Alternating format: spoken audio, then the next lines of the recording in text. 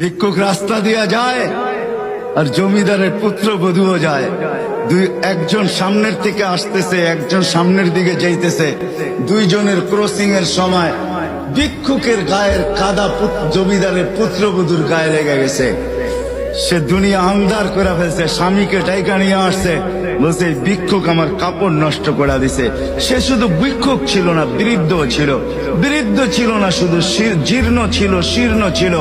শরীরে কাপড় ছিল না, ফাটা চিরা কাপড় ছিল। পায়ে জুতা ছিল না, পেটে ভাত ছিল না।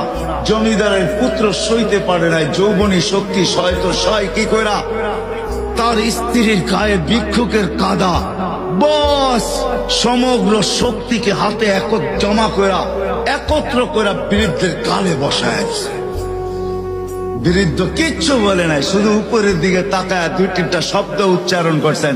শব্দগুলা হলো ইয়া মাল্লা তারা হলো ওয়ুন, ও আল্লাহ চোখে দেখা যায় না। ও তারা কুল্লা শাই, তুই সব দেখিস। ফারা তারা মা বি, তুই কি দেখিস না আমার সাথে কি ঘটতেছে, এটা কি দেখিস না? বলতে দেরি যুবক, মরতে দেরি হয় না। জমিদার চলে আসছে, প্রতিশোধ নিবে। বৃদ্ধের একদিকে মুস্কি হাসি, একদিকে বলতেছে প্রেমের খেলা এমনই হয়।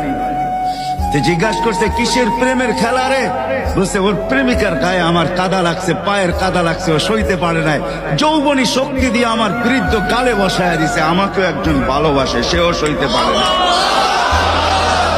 সেও সইতে পারে না। ও তো থাপ্পড় দিয়া খেলতো, সে জান নিয়ে নিছে, জান।